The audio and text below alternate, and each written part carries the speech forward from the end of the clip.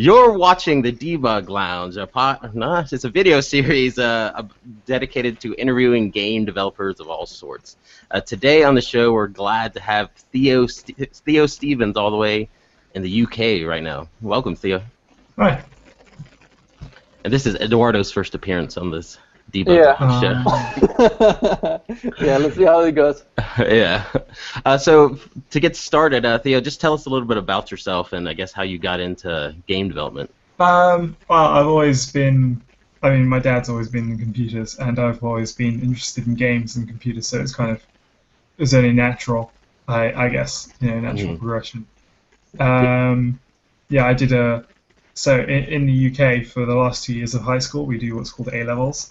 But I left high school to do a computer course, and so I specialized in computers quite early on. And part of that was using GameMaker, and so that was kind of my first brush with game development. How did you like GameMaker? It was all right. For the course we had to make something incredibly simple, which was I made it a platformer, which was just all cubes, and part of the requirement was to have moving enemies. So I just made the red cube spin, and that counted. That was like one line of code, and yeah, that counts. That's fine. Oh, so you start with Playmaker, and then start coding, or it's just the full course is Playmaker? GameMaker. Yeah, GameMaker has its own proprietary language called GML. Kind of sucks too. I had that experience in college where we had to do GameMaker games, and that was the one time I was like, I'll just do the art for this project, guys, because I do not want to dig down into GameMaker code. Yeah, it's been interesting using GameMaker. It has sort of ups and downs to it, definitely. It definitely streamlines the development process, but on the other hand, it's obviously, it has its own quirks that you have to work around. Yeah, so one problem I had was with declaring the global variables. I had to, obviously, I wanted them declared before anything else, and so when the room was created, I had them declared on the rooms are like the levels. And so when the room was created, I had the globals declared on the first room, except for some reason some code in the objects would execute before the room code, and so it would just fatal error, crash. So I had to create a room that comes before all the other rooms to declare them by global variables, and it's Yeah. Well, Theo, why don't you tell our audience about your game? I think you're eager to listen about that. So my game, it's out now on Android. Actually, it's called Stump-a-Trump. It's a parody of Donald Trump.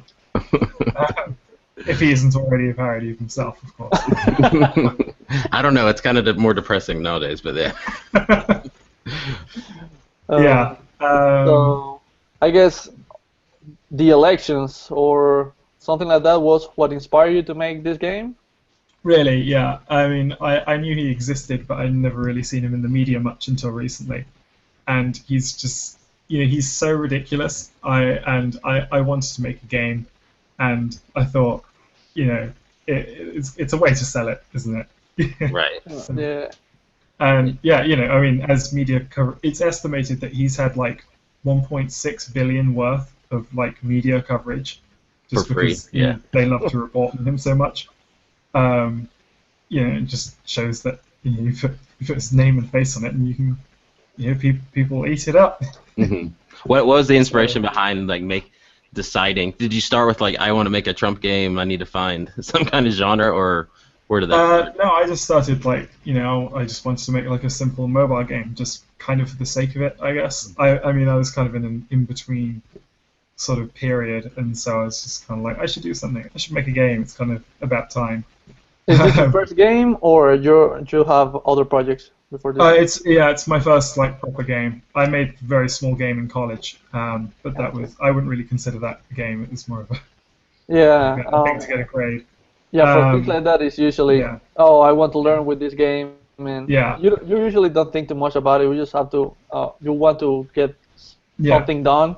Yeah, exactly. Yeah, I just wanted to get into it. Wanted to make something. So it's my first proper game. I'm actually quite pleased with how it's turned out. I didn't quite know what to expect, but I didn't expect it to be quite so decent. Well done then. Do you have like plugins or tool set or a workflow that works especially for what you're doing that would you like to share with our the debuggers?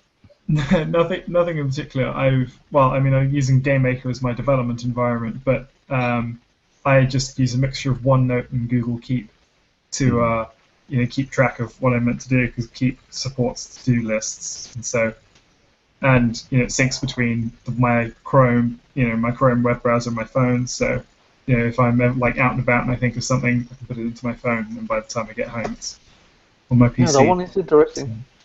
Huh? How is it called again? The to-do list? Oh, Keep. Keep? Yeah. Google Keep is it's just a thing for note taking basically, but it also does to-do lists.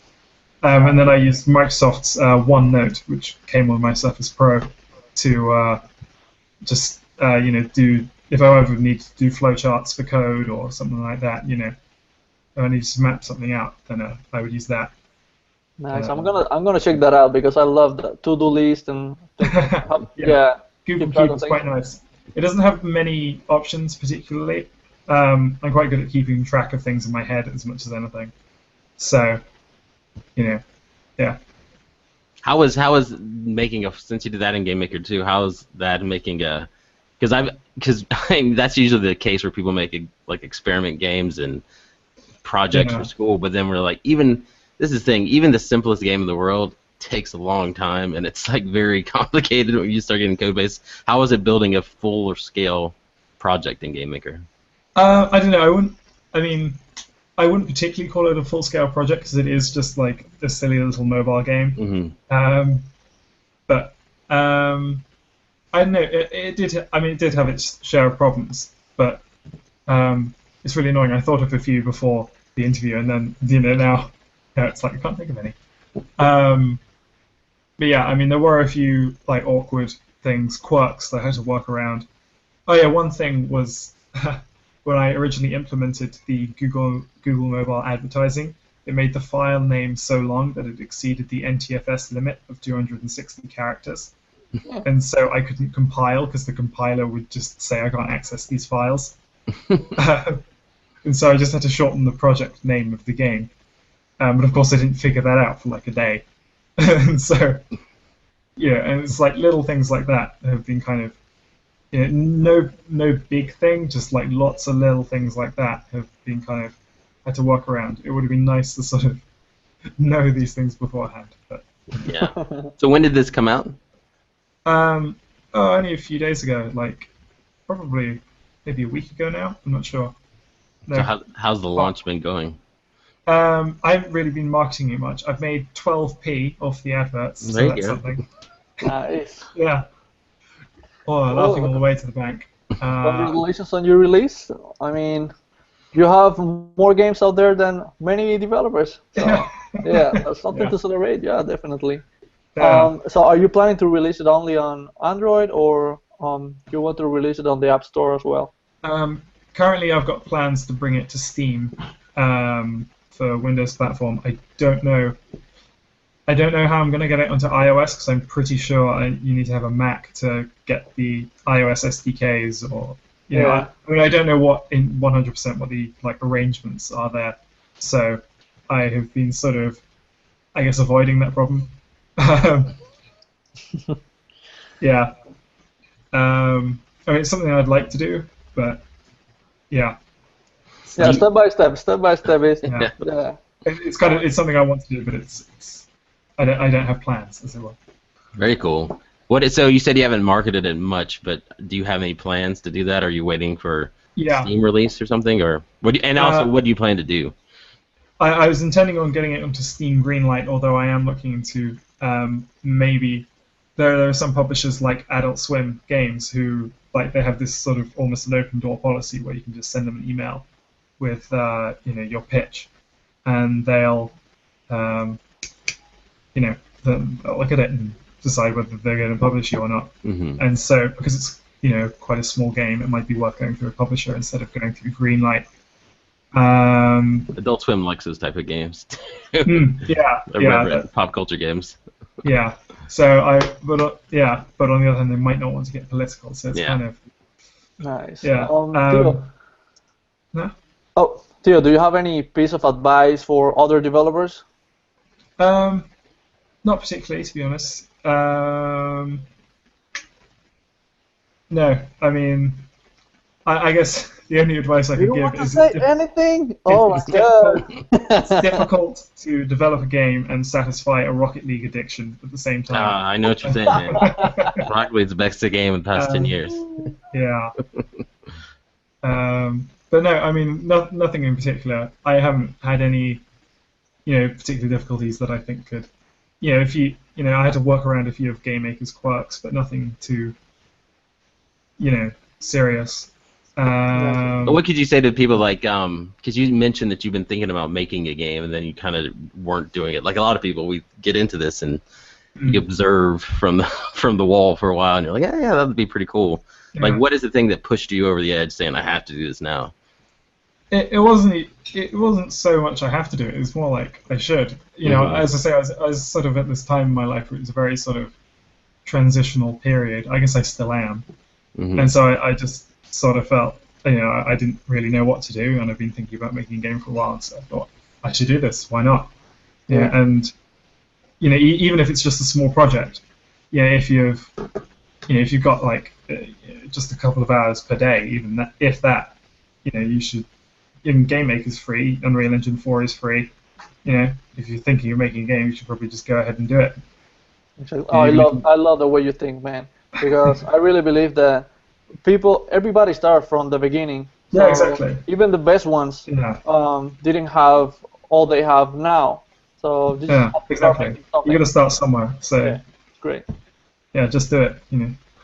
I guess would be my advice.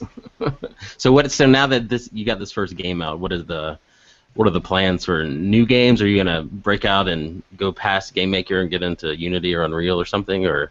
I don't know. My next game I was thinking of doing in GameMaker again, kind of because I've gotten used to it, and obviously Unreal is not only a massive step up, but also the fact that you have to give 3D models and animations and textures and stuff, it just lengthens the development process. And so, it's sort of, it's a big transition. And, because I am like a one-man team, it's sort of, if I had other people helping me, then maybe it'd be different. But I think I'll stick with GameMaker for now, because it's sort of viable to do on my own.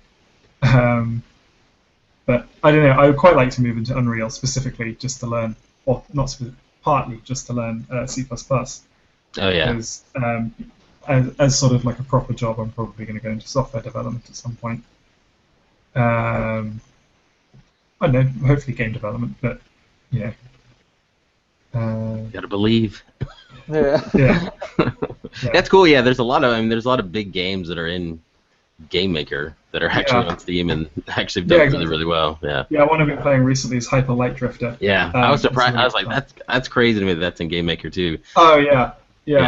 Hotline Miami as well. Spelunky. Oh, what's the other one? Braid. I'm pretty sure it's GameMaker. So. Yeah, it's surprising. It's it's not the nicest piece of software in the world, but it's. Yeah, once you get into that world, you start seeing other games that are using the same tools that you're using, and you're like, okay, I can definitely do this. Yeah, that was actually, I guess that was, no, I got Hyper Light Drifter after I started development, but I sort of, part of what really motivated me was, I played Hyper Light Drifter, and I was like, wow, this game is so great, and it uses, I have access to all of the tools that we use to make this, like, I could potentially do this. Is there anything that you would like that you would have known when you started the game? Besides the name, naming it shorter in your file. Yeah. And besides Unreal and C++. Yeah. Honestly, there's just like a few awkward things that in GameMaker that I had to work around, and it would have been really nice to know that beforehand, because it does sort of, it's although there's not many of them, there's sort of enough little things like that to just really kind of put a damper on your motivation. it makes you feel like, I got to work through this again. Welcome to the another wonderful problem like world this. of software development, and specifically game development. Yeah, and so it's kind of like, I wish I'd known this beforehand, just so I could burn through it and get to good stuff. But yeah, and that's part of it. Now you'll have them, so to speak, where you can actually.